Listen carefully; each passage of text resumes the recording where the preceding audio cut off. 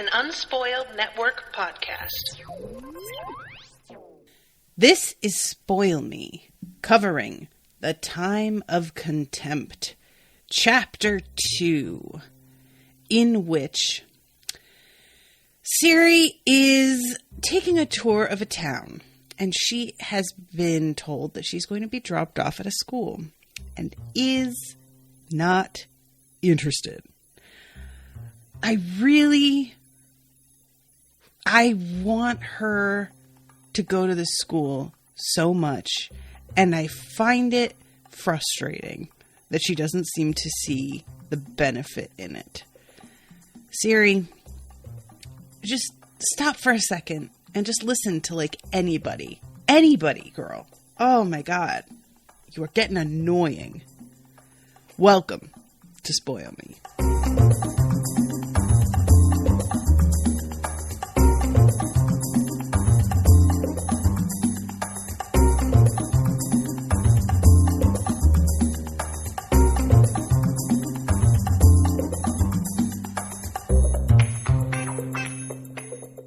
Welcome to the show, everybody. I am Natasha.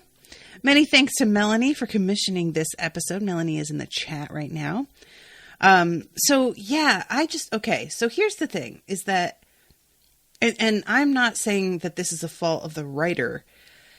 It's something that still rings true, even though it doesn't really make sense, because that's just how people are. We don't make sense. But Ciri is simultaneously in awe of Yennefer's power, wants to be able to learn to do certain things. Excuse me, I don't know why. I'm all congested. And seems really eager to be able to get on another level with her abilities, and yet panics in this way that I find really puzzling at the thought of being left at a school where she is going to actually learn that stuff. And the thing is that she seems to think if she stays with Yennefer can just teach her this stuff. But I don't know, and this is something that I wish I was a little bit more aware of. I don't know how much Yennefer knows about the news that is circulating that Ciri is dead already. But I'm assuming that Yennefer is not in a position to just chill somewhere the way that she was at Ciri's previous school and teach her these things. And not only can she just probably not take that time, but I would imagine that there are some types of magic that are not her specialty. For example, what Ciri can do is prophesy, right? And she has this ability in a sort of uncontrolled way. My guess is that part of the reason Yennefer wants to drop her at this school so much is because she wants someone to help Ciri with learning how to handle this. And Ciri is just so adamant about staying with Yennefer, regardless of what that will cost her in terms of her own learning and abilities. And that is something that I feel like, on the one hand, being with somebody who is familiar to you, when you are aware that there are people out there who are trying to hunt you down, is probably comforting in its way.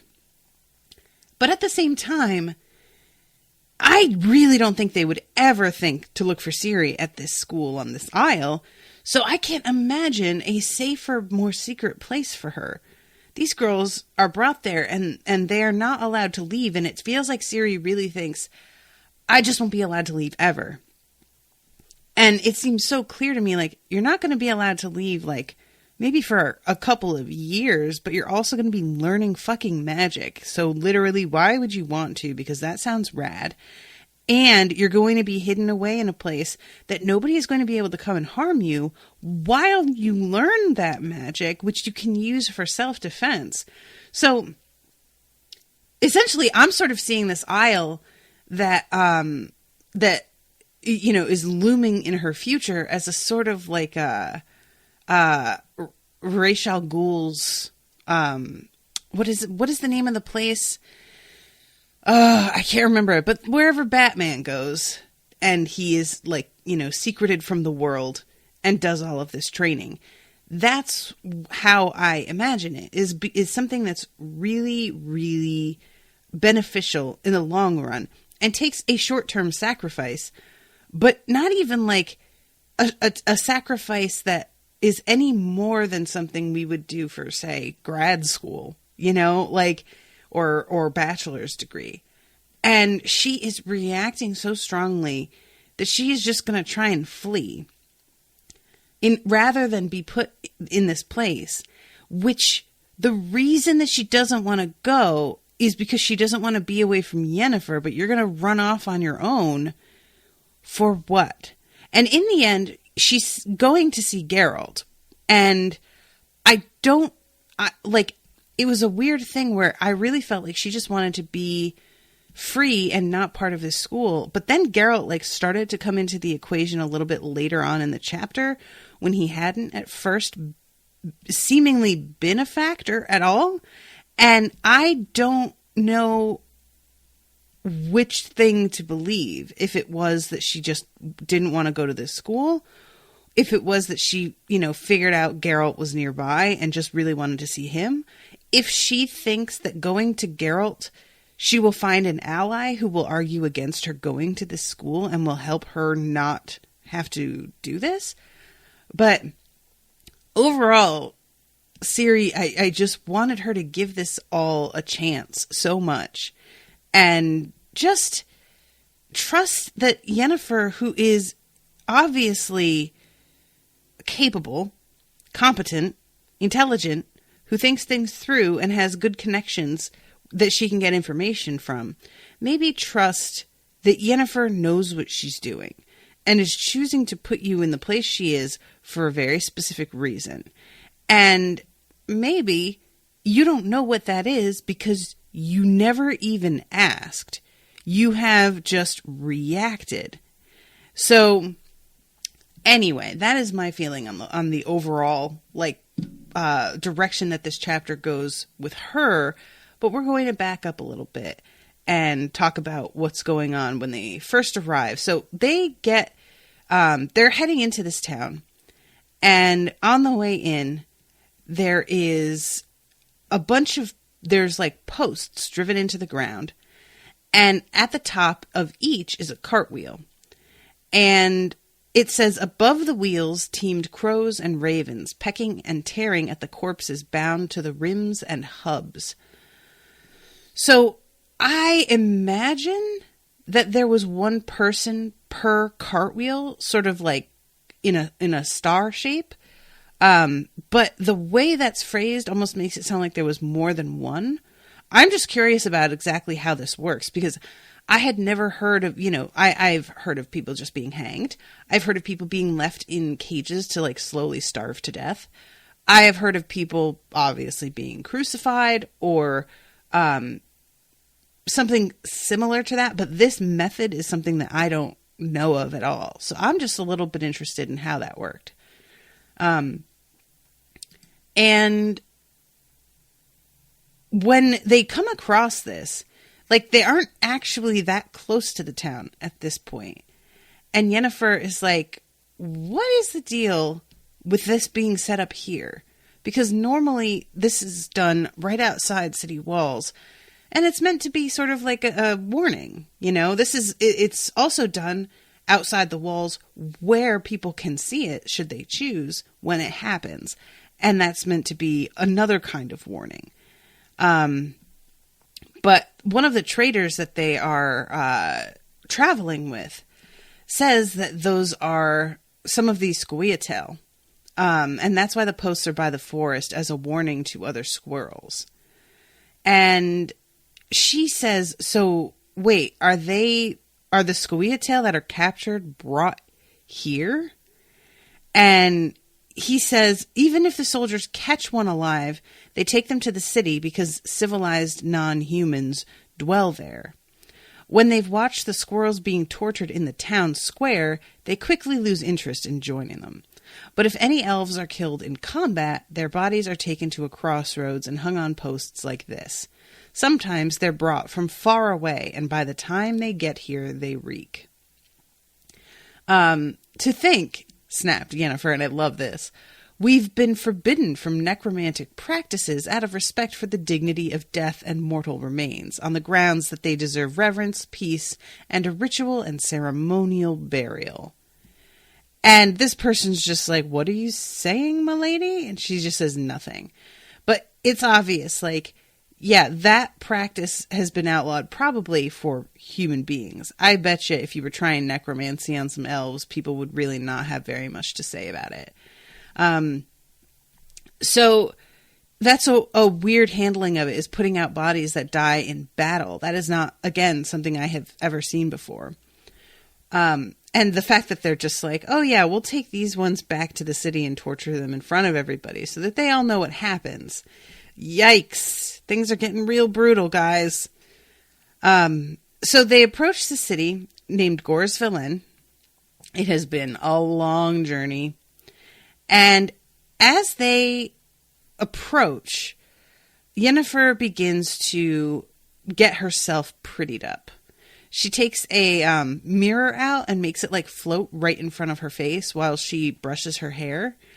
And I love this, like, the enchantress removed a comb from her saddlebags, took off her beret, and combed her hair vigorously for the next few minutes. Ciri remained silent. She knew that she was forbidden to disturb or distract Yennefer while she combed her hair. The arresting and apparently careless disarray of her wavy, luxuriant locks was the result of long, hard work and demanded no little effort. Is that the truest shit? Like, anybody who does hair or makeup knows. The most difficult thing to do is get makeup and hair that look like you haven't tried at all. And I don't mean to say so that it like, you know, if you just put on a dash of eyeliner, that will still look like you barely tried at all. But we're talking about somebody who looks like they are flawless without putting in any effort. And that is something that really I internalized a lot when I was growing up. Like, I wanted so much to be flawless, but for nobody to be aware that I had to do anything in order to make that happen. So any amount of reapplication of makeup I would do in secret, like it was like this shameful thing that nobody knew I was wearing makeup. And of course they know, like, you're not fooling anybody, but there is this sort of like, it's especially perpetrated by dudes, which is sort of hilarious because they don't know what they're talking about. But dudes will share these photos of women who have like an allegedly natural look. And they'll be like, I don't like women who look like this. And they share a picture of a girl with, like, you know, a bright red lip, a really dramatic eye makeup or something. And they're like, I like a girl who looks like this. And it's another girl who, if you know what you're talking about, you can immediately tell is wearing just as much, if not more makeup than the first. It's just that the colors that she uses are much less dramatic. And then it'll be captioned with something that's sort of like, I like my girls natural. And it's like, no. You want your girls to look perfect without trying is really what you mean. That girl is going to take just as long getting ready. And that's what you always like tease us about is, oh yeah, you know, women in the bathroom for an hour. She'll still have to be in the bathroom for an hour. Those beachy waves don't wave themselves, y'all. So I enjoyed this, like, this getting ready, and it's in combination, of course, with her magic. So she does all of her hair, whatnot. She puts on some jewelry. She takes off her shawl and, like, unbuttons the blouse a little bit low so that she's got some cleavage showing and her jewelry at her neck is going. And she tells Ciri to put on her beret and tuck her hair underneath it. And Ciri is very irritated by this because she wants to share in this moment and, of course, is reaching an age where what she looks like is starting to grow a little bit more important to her than it did. It's not even like a huge priority now. We don't have a ton of internal monologue that feels judgmental or anything, but you can feel it starting to be something that Ciri is paying attention to. And she takes a green glass jar out of her saddlebags, and she starts to apply some stuff over her, under her eyes. And as she's doing this, she's talking to Ciri, and it's just like, listen, you know that we're supposed to be traveling in secret. You know that every town we come to, there are going to be people that are waiting at the gates to try and report to somebody paying them about who is coming and going. We can't have you being someone who stands out at all. To which Ciri, completely missing the point, is like, well, you're trying to stand out a whole lot. The people who'll be staring at you will see me too. I doubt, she said, smiling mysteriously, whether anyone will notice you.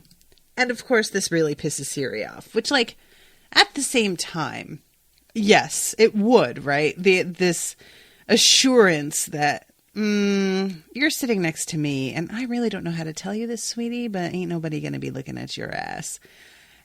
I still, though, really enjoy getting to see Yennefer reduce people to, like, gibbering, like, pathetic piles of eagerness when she comes in, because they just want so much. And, you know, if you have had the privilege at one point or another in your life of being really beautiful, you know what kind of power this is. And the shame of it is that you don't know about the power, not entirely, until it's oftentimes gone or diminished significantly for one reason or another.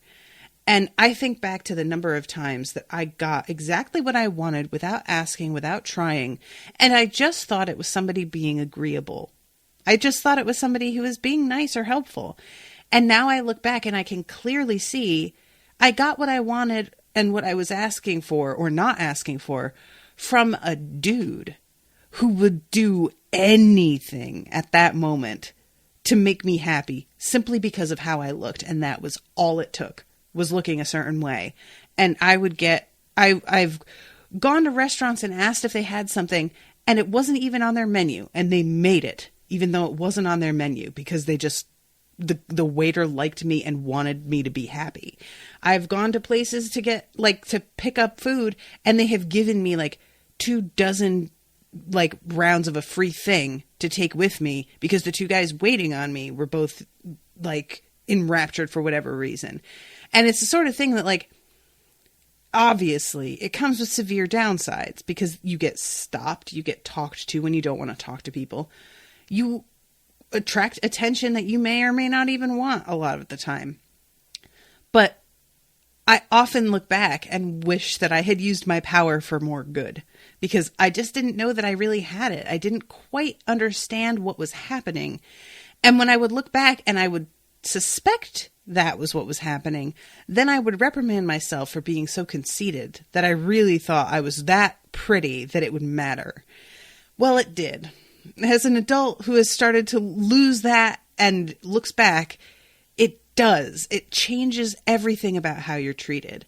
So a lot of people, you know, will try and say, you know, the usual kinds of placating nothings that are just about how what's inside that matters.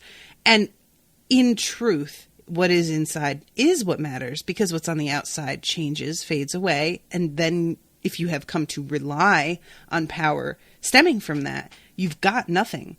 So that sucks. However, there is no denying the privilege that comes with looking a certain way. And it is really, like, the descriptions here of these guys who are, like, talking a mile a minute, just kind of like, they're not even really saying anything. They're just babbling. And that she can just, like, sweep by them and not even let them finish their sentence. And they don't really even seem to think she's rude. They're just like, well, of course, you're too pretty to talk to me. And they don't even really seem to take it personally. These moments felt very familiar to me. And there are times where I wish I had that power back. And then I'll go out with a friend of mine who still has it. And I see how, like, what she has to put up with. And it reminds me of what it was like. And in some ways, I'm thankful that I went through this when I was young enough to not be so irritated by it. Because if I still looked like that now, and I was receiving the attention that my friend is receiving, but at my age, because she's about 6 or 7 years younger than me, I think I would bite some people's heads off and like cause a problem because I just don't have the patience for it. It's nice in theory, but I know that in practice, I would start to get really irritated. So I think in a lot of ways, when people say youth is wasted on the young, I mean, the health for sure, you know, the springiness and ability to bounce back from things after working all day or partying or whatever. I certainly still wish I had that. But in terms of the way that I was treated, I kind of feel like only somebody who is young and not entirely clued in and who hasn't started to get weary of it is going to be able to deal with it all the time. So anyway, that's my aside. And she comes in and they like, offer her to be an escort, a guide. Should I summon anybody? And she says that she's here for the conclave, and this guy, yes, ma'am, to Thanid. Yes, for the conclave. I understand very well. Then I wish you, and she's just like, bye. And when they finally pass them, Ciri's like, they didn't even ask who you were. Did you put some kind of spell on them? And she says, oh no, not on them, on myself. Which I really enjoy because of the whole issue of consent. I'm not averse in stories to the overall concept of a spell forcing somebody to act a certain way. Like, it's not something that I'm going to constantly get hung up on depending on what it's used for. But in this case, I really love that she can accomplish the exact same thing without having to mess with anybody else's mind or like consent in any way. The enchantress turned back and Ciri sighed. Yennefer's eyes burnt with a violet light, and her face radiated with beauty. Dazzling beauty, provocative, dangerous, and unnatural. The little green jar, what was in it? Glamouri and elixir, or rather a cream for special occasions. So they slow down to a walk as Yennefer reprimands Ciri left and right. It's sort of funny to me how much we get to see of Yennefer sort of... It's because of the way that she talks to Ciri, it really changes the dynamic between them from being something that's like maternal into something that is a lot more of a headmistress and her pupil. And I like that it's giving that sort of context to it, because it would be easier. I feel like it would be really easy for me to fall into the trap of thinking of them as being a little bit closer than they actually are. Excuse me. But this reminds me how Ciri is feeling really close to Yennefer because she doesn't really have anybody. And she was, being raised at Kaer Morhen by a bunch of dudes, and then this beautiful, glamorous, powerful woman just swoops in. Of course she's going to be like enamored of her, admiring of her, but this sort of just keeps on like putting it in our heads that Yennefer, I think, is actually making an effort to hold her at arm's length purposefully. And it's for both of their own good, So you want to put me in some school or orphanage, don't you? I don't want to go. I don't want to go to school. You promised me you'd always be with me, and now you're planning to leave me all by myself. I don't want to be alone. You won't be alone. There are plenty of girls your age at the school. You'll have lots of friends. I don't want any friends. I want to be with you. I thought we'd... Yennefer suddenly turned to face her. What did you think? I thought we were going to see Geralt, said Ciri. I know perfectly well what you've been thinking about the entire journey and why you were sighing at night. And at this point, Yennefer loses her temper and is like, all right, listen, you've crossed the fucking line. Shut up. You are not going to talk to me about this shit. May I remind you that the moment when you could defy me has passed forever. You have only yourself to blame, and now you have to be obedient. You'll do as I say, understood? Whatever I say will be the best for you, always, which is why you will obey me and carry out my instructions. And they pull up, and Ciri immediately is like, is this the school? And she's like, no, this is, the school is not here in Gors Velen. This is a bank.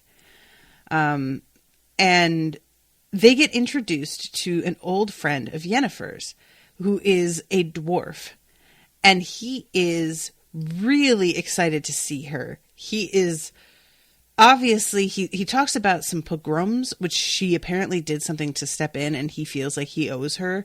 So when she needs money to pay for a couple of things, he's more than willing to foot the bill for her. And when she suggests that, like, she have interest to pay him back, he gets really resentful of her talk of interest and seems to take it as an insult. And his name is Molnar. That's what she calls him. And he gives Ciri a book at Yennefer's instruction in order to sort of keep her distracted and allow them to talk. The book bore the title Physiologus and was very old and very tattered. The book immediately caught her interest since it concerned mysterious monsters and beasts and was full of illustrations.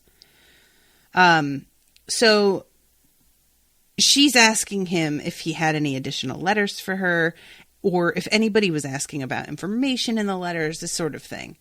And when they start talking about one of his members of staff that proved to be disloyal, he gets a little bit quieter about it. And he says, couldn't or didn't want to conduct an investigation. The corrupt, disloyal clerk fell, drunk, into a ditch and drowned. An unfortunate accident. Yeah, well, that shall happen, won't it? So then he starts telling her about some things that are going on in the cities. And really the main thing is that people are, first of all, transferring their wealth into precious stones because they are much lighter and smaller and easier to transport. So there's a lot more demand for them all of a sudden. And it's just also the price of boats is going up because people are just trying to flee. They want to get out of here. They smell war in the air. They're worried about their people, and they are just trying to get the hell out of the way. So, and he says that there are poll tax and winter billeting tax, both of which are levied directly by the military authorities. Each merchant and entrepreneur also has to pay their 10th groat into the royal treasury. This is an entirely new tax, 1 groat on every noble of turnover. In addition, dwarves, gnomes, elves, and halflings are paying increased poll and chimney tax. If they engage in trade or manufacturing, they are also charged with a compulsory non-human donation of 10 per 100 groats. In this way, I hand over 60% of my income to the treasury. Lord have mercy. That is rude as fucks. Like, I just can't believe, I can, of course, but just the fact that the basically entire bill for this war is being like laid at the feet of anybody non-human, basically, just feels so petty. And so, like, the fact that they are staying within this society, I mean, it is a little bit shocking to me at this point. I understand that there's a sort of line where maybe they don't feel like they would fit going back into, or, maybe not even back. Like, I'm thinking of anybody who's non-human. I'm thinking of them as sort of having come out of the community that the Scoia'tael are also a part of, and deciding that they were going to make their way amongst humans. But that is certainly not necessarily true. They could have been born in society to parents who live in society already. And going into the woods to join up with whoever the Scoia'tael are would be absolutely alien to them, and also supporting a cause that they might not necessarily actually agree with. But at the same time, I can't help but be like, why wouldn't you agree with it when they're doing this sort of thing to you? That is rough. So he says, something always happens after your conclaves. This time, I hope it will finally be the opposite. I'm counting on your conclave stopping things from happening. I'd be very happy, for example, if these strange price rises were to drop. Recently, the prices of precious stones have risen sharply. So this is when he starts talking about that. People are preparing well in advance to run away. And where are they going to go? And he says the far north seems to be the top of the list, because it's far away, and because those countries are neutral and are on good terms with Nilfgaard. So basically, they're trying to go somewhere that's going to stay out of the trouble. And if Nilfgaard wins, they won't most likely be the next target. And boats and yada, yada, yada. And finally, it said the army are spending hours on embarkation and disembarkation drills, but it's not for real yet. There is some understandable anxiety that Emperor Emir Var Emrys will not be overjoyed when he hears that the aforementioned boats have been launched. Some people think it is sure to infuriate him, and then it'll be better to be as far as possible from the Nilfgaardian border, at least until the harvest. And he says, once harvest is in, I'll sigh with relief, because if something's gonna happen, it's going to happen before harvest time. And once she talks about it, it makes total sense. Basically, if somebody is trying to make sure to catch people off guard, and when they don't have a ton of resources at their disposal, doing it before they have managed to pull in all of the food that they have grown over the course of the spring and summer is the best way to do it. We don't want them to have a full granary and all kinds of backup in case they decide to close their doors during a siege. Starving people out is one of the most surefire ways to do something like this. So finally, she says, I have some expenses. And this is when he says, you have unlimited credit with me. The pogrom in Vengerberg took place long ago. Perhaps you have forgotten, but I never will. None of the Giancardi family will forget. How much do you need? So I'm very curious about this. I don't think that we have heard about this before. We've obviously heard of Vengerberg, but I don't remember a specific story about what happened there. And my apologies if it was told to me and I just have forgotten. And it turns out that what she's asking for are there's several things, but one of them is the annual fees for the school at Aretuza. And also there is a matriculation fee. And she says, it has gone up. And he's like, oh yeah, it does. It goes up quite a lot very quickly. So basically, get in there now. And he says, but they don't skimp on novices there. They live like queens. Half the city lives off them. Tailors, shoemakers, confectioners, suppliers. And she says, okay, fine. Give them 2,000. Let them know it's payment for one person.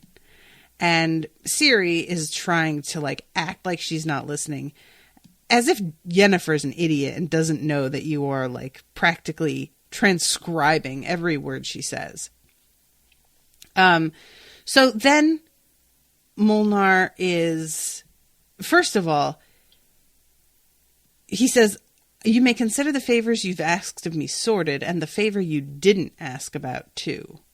A certain witcher I consider family visited the city of Dorian recently.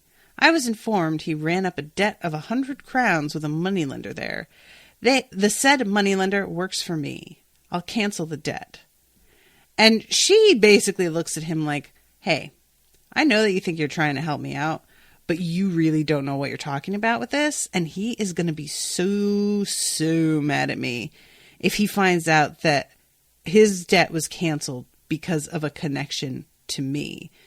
Essentially, he doesn't want to be indebted to anybody, but especially Yennefer would rub him the wrong way with their history and everything. And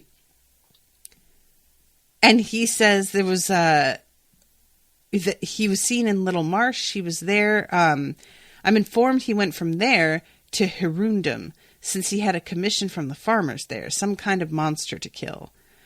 And she's like, yeah, some kind of monster. They're not going to pay him enough. And he's like, if he gets injured, it will barely be able to cover the medical care. Yada, yada, yada. Everything that, this is all very familiar. So she says, contact the farmers from Hirundum and raise the bounty. Give him enough to live on. Business as usual, and if he eventually finds out about it, and from whom might he find out? So, yeah, essentially sort of being like, hey, you're not going to say anything. Ciri's not going to say anything. Will she? So this is when Yennefer is talked into allowing Ciri to take a tour of the city.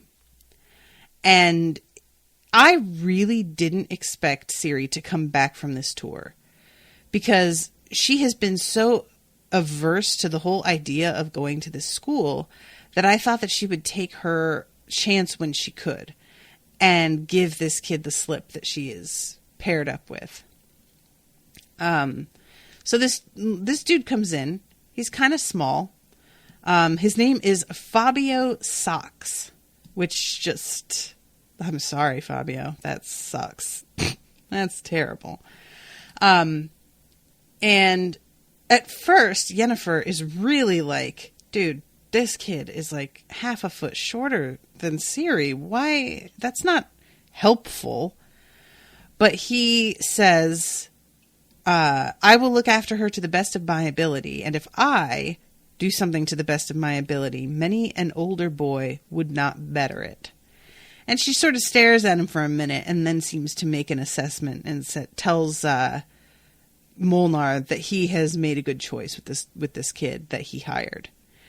So they head out, and as they're out there, Ciri is grilling poor Fabio, who has no idea about all of these different locations that she heard Yennefer talking about with Molnar, and is trying to sort out exactly what the school is like, where she's looking for like the town, but it turns out that the name of the town is actually the name of a farm. And that is where Geralt is staying. She gets him to tell her exactly where it is and how far away it is. Just, getting all of this information. And this kid does not seem to be suspicious about it at all, because one, why would he be? And two, even if he were, it's none of his fucking business. And I think he knows that. So he's just like, yeah, all right, I tell you, it's fine. And there's this moment where he's like, your mistress is very strict. She isn't a close relative, is she? It's obvious right away. Is it? How can you tell? She's very beautiful, said Fabio, with the cruel, casual frankness of a young person. And she's about to come at him with some comment, but they get distracted. I just found that to be pretty brutal. Dude, oh man, that is rough. And he is telling her all about this, the town that they're in, what people are selling, the type of plants that are around, and she's not really talking. It takes a while for her to open up. And the thing that causes her to open up are and I think a lot of us can relate to this, donuts.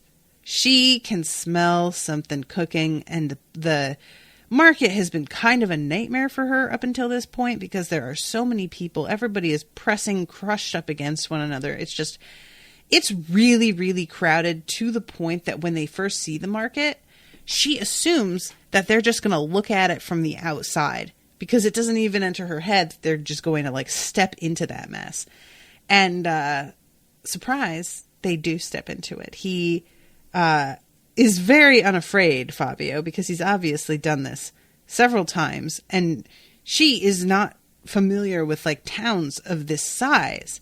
So for her, it's unthinkable. But he drags her in there, and then they start to go all over the place, exploring all these different wares. They're like, you know, pretending that they're going to buy something and sampling all this stuff and then walking away without buying anything. Just doing a lot of snacking and sightseeing and whatnot. And within this, there's the moments of them talking about the school. That's Erutuza, the place you were asking about, the famous school for young enchantresses. Do you ever see them? No, never. No one sees them. They aren't allowed to leave the island or visit the city, and no one has access to the school. Even the Burgrave and the bailiff can only travel as far as Loxia if they have business for the enchantresses. And this does not do anything to encourage Ciri. As far as she's concerned, what he's telling her makes it a prison. And it doesn't really occur to her to wonder about why that may be. And I just can't, like, Ciri, think about it. Do you think that they're just imprisoning them for the sake of it? Do you think that the women that you see Yennefer chatting with so comfortably and so friendly later are really just running a prison, and that Yennefer would send you there? Like, she's just not using her damn head. But what my theory is that these women are kept separated from everybody else because they're still getting a handle on their abilities, and they're maybe a little bit dangerous. So keeping them outside of, you know, regular society is just a precaution. But who knows? Maybe it's more than that. Maybe it's less than that. So yeah, going around the market, they run into this priest. And this fucking dude is out here talking about how enchantresses and sorcerers are all damned. And just the usual, like, fire and brimstone sort of proclamations. Verily do I say unto you that those magicians are like whitened graves, beautiful on the outside, but full of putrefaction and rotten bones on the inside. So as he's talking about this, as he's, you know, doing his speech, you can listen to different people in the audience's responses. Like, all of this is being presented like the crowd at large is responding. And there is one person, I think a cobbler, who is like, it's true, they've sold their souls to the devil for beauty. And somebody else is like, yeah, okay, but you're literally selling all of these enchantresses their shoes. They're employing you and keeping you fed and keeping a roof over your head. So maybe shut the fuck up. Maybe you don't get to say shit about it if you're also going to take their money, which I think is fair. Not that we get a whole lot of choices in our lives when we are not born to a certain class, and maybe we aren't as flexible and able to, like, get up and leave or make a stand about certain things. But yeah, also, it's probably not super, super good for your business for you to just be out in the middle of the square talking about how your main clientele are literally like demons. But whatever. So then there is an announcement from somebody else who is talking about the penalties for assisting a couple of the Squeatail. Hugo Ansbach, Justin Ingvar, any who give them victuals or shelter shall be considered an accomplice and shall suffer the same punishment. Whoever seizes them will earn a reward of 50 crowns. should they be apprehended in a village or hamlet, the entire village or hamlet will pay a fine, which is just so unfair. Like, I really, in particular, that one caught me up short. I was just like, really? How? And there's people, again, in the audience who are asking one another, like, who would help them, though? Like, that's crazy. They're bad people. The punishments are so stiff. Why would you ever do this? And we find out later that the reason that people are helping is because they're kind of not given, like, they're threatened with death unless they help, essentially. So they're caught in a really shit situation where there is not a good choice to be had and still stay alive. So at this point, she feels somebody grab her ass and she turns around and it's the fucking priest. The young priest with the shaved head standing right behind her smiled an arrogant, rehearsed smile. Right then, said the smile. What are we going to do now? You'll blush sweetly and that'll be the end of it, won't it? It was clear the priest had never had to deal with one of Yennefer's pupils.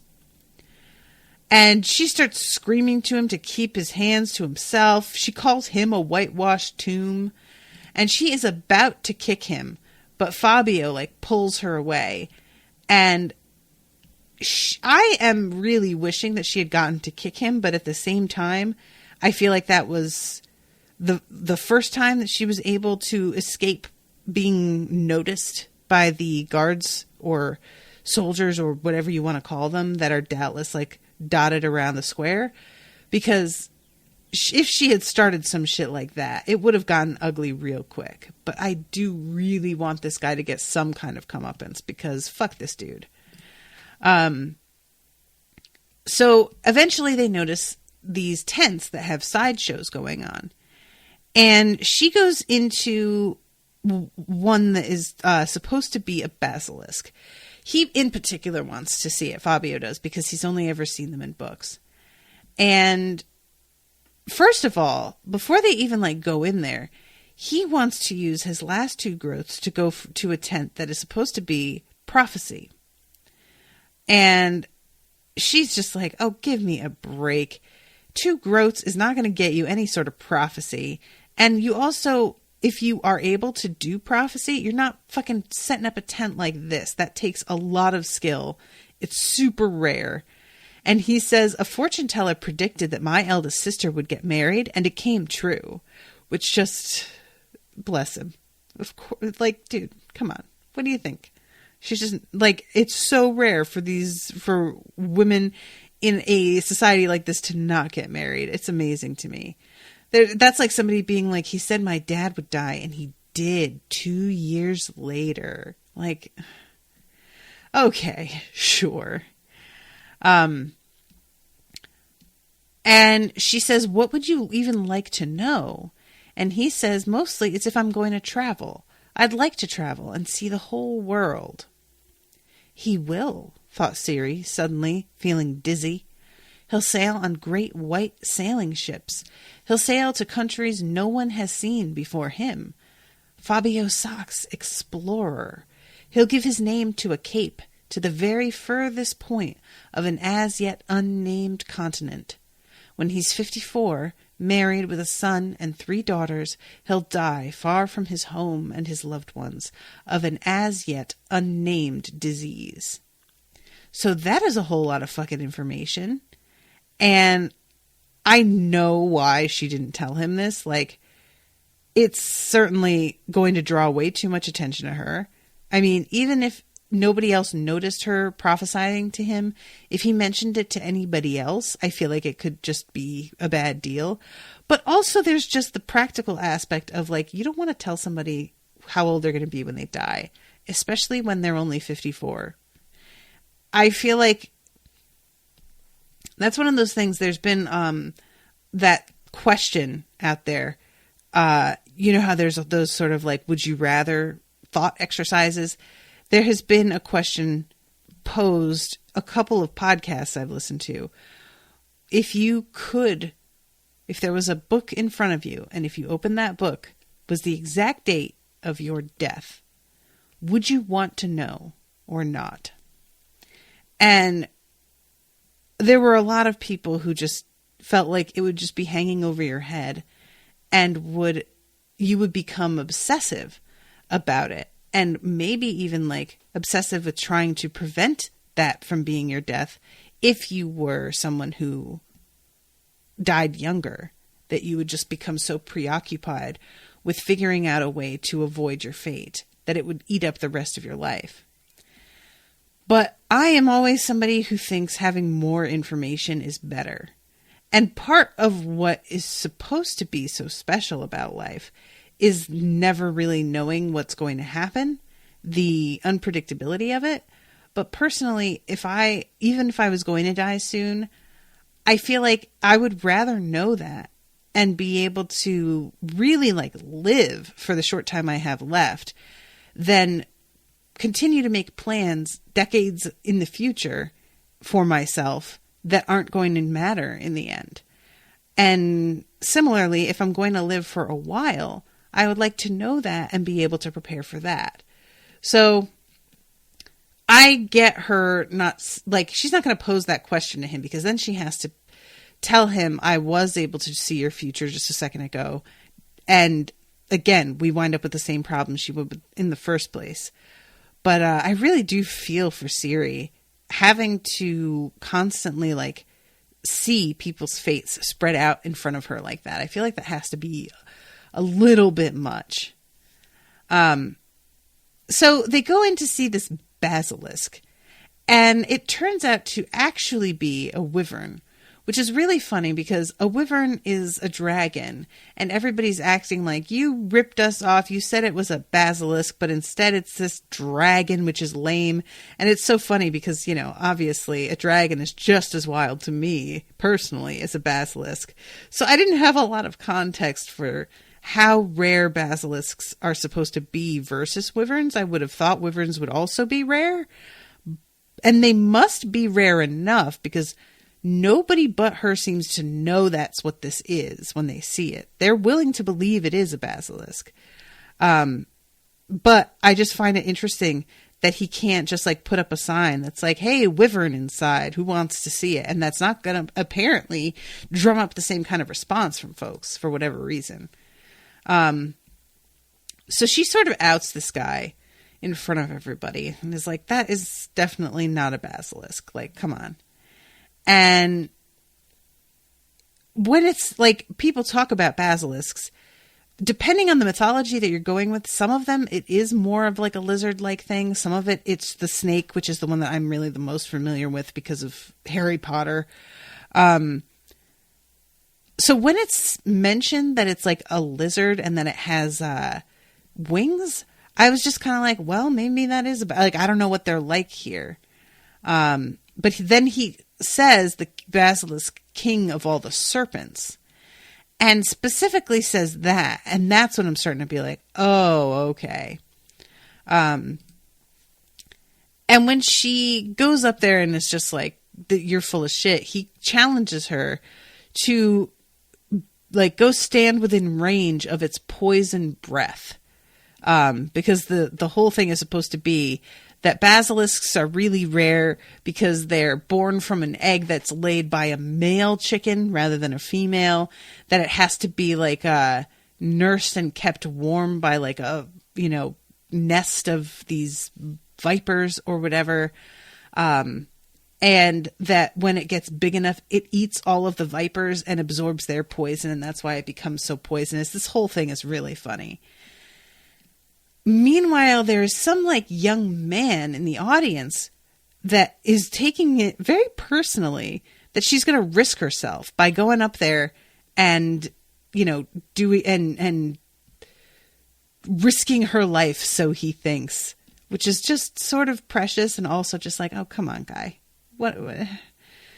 But he is with a female companion who is seeming to take it very badly that he's paying this much attention to another young woman. And they are in the middle of like proving that this thing is nothing, that it's certainly does not have poisonous breath, when all of a sudden they notice that the cage that it's in, which is made out of wood, is being pried apart by this lizard, whom has started to get agitated because she is standing a little bit too near it. Like, she's just kind of provoking it a little bit. So it manages to break out, and this poor dude with his little sword is like not really thinking quickly. He's not trained apparently very well, or if he is, it's just not for something like this. Ciri manages to like jump over him and grab his sword out of his hilt without him even really noticing it. And she kills the wyvern and then shoves the sword back into his hand and is like, oh, he's the one who saved us all, because she doesn't want to get the attention for it. And he seems to be like unaware that she is foregoing the credit. It's not like he's taking the credit because he just wants the credit and he doesn't mind that she's being ripped off. It's almost like it happened so fast and he was so like distracted that he didn't notice the fight, which is not very long. And then when she shoves the sword back into his hand, he sort of looks at the blood on the blade and is like, oh God, I guess I did that. So it's this whole big thing. The poor wyvern kills a dog at one point, which I felt really bad about. Literally bites its whole head off. And she escapes and she has to tell Fabio what happened. And, you know, she insists that nobody can know and is like, you need to tell everybody that it was him. Please, I will be in so much trouble. Please just tell them that it was that guy. And he's actually sticks to that, even when they get questioned later on. But they get stopped. She's trying to head back to Yennefer, and she gets stopped by a couple of women who work at that school. And one of them puts a paralyzing spell on her. And it is not pleasant. At one point, Ciri thinks to herself that she can taste blood in her mouth.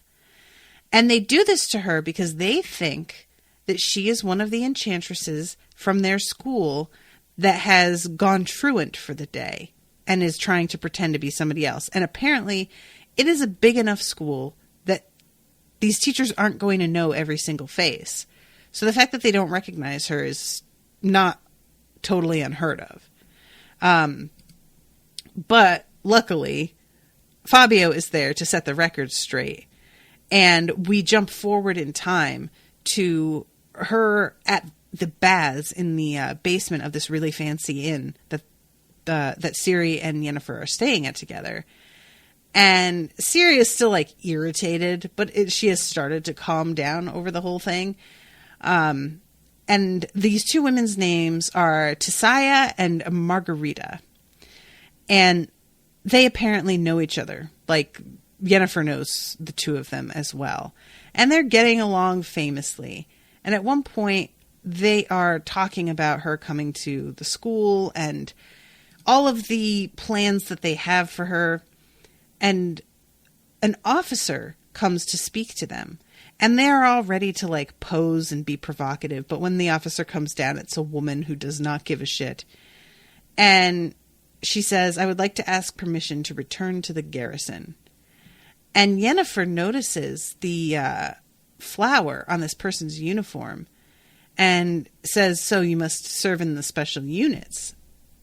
And when this, because it's a captain, when this captain leaves, they ask her, like, what's the deal with that? You seem to not like her.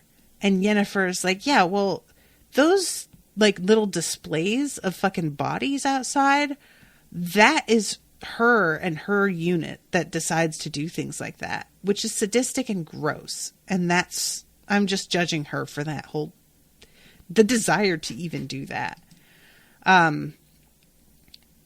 And she says, you know, that's just got nothing to do with actual war. That's just sadism. That's a whole other thing, which, yes, hard agree, Yennefer. So Ciri is sent to get a carafe of wine for them. And as this whole conversation continues on, takes her opportunity to bail, but heads to the farm that she has heard Geralt is supposed to be. And as she goes, she gets overtaken by the Wild Hunt. I'm running out of time here, but the Wild Hunt is really like an old story, and it's pretty cool. I wish that I knew that was what was happening before it started, because I was so confused. But she winds up getting past it because it's asking her to join them. And she is just like, no, absolutely fucking not. And she finally gets to the farm that Geralt is staying at, and Yennefer has caught up with her. And there's a moment where the two of them both want her to come to them, but she's going to have to pick which person to walk towards. And rather than doing that, she simply faints. And we find out later that it was not a real faint, that she pretended so that she wouldn't have to actually make a choice.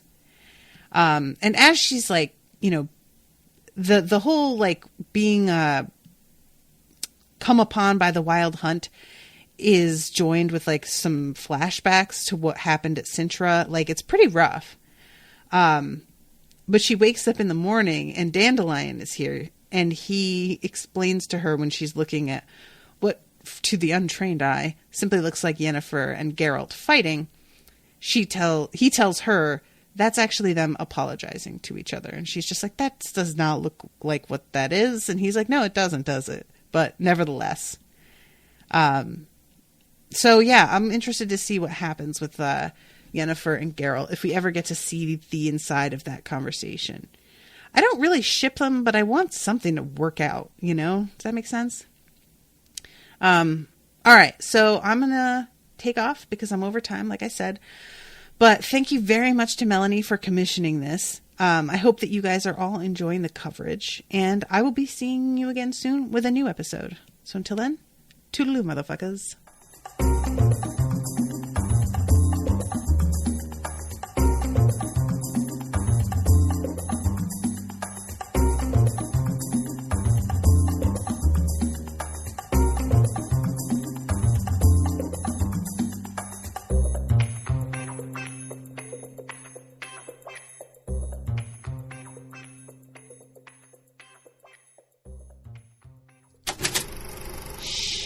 That was an Unspoiled Network podcast.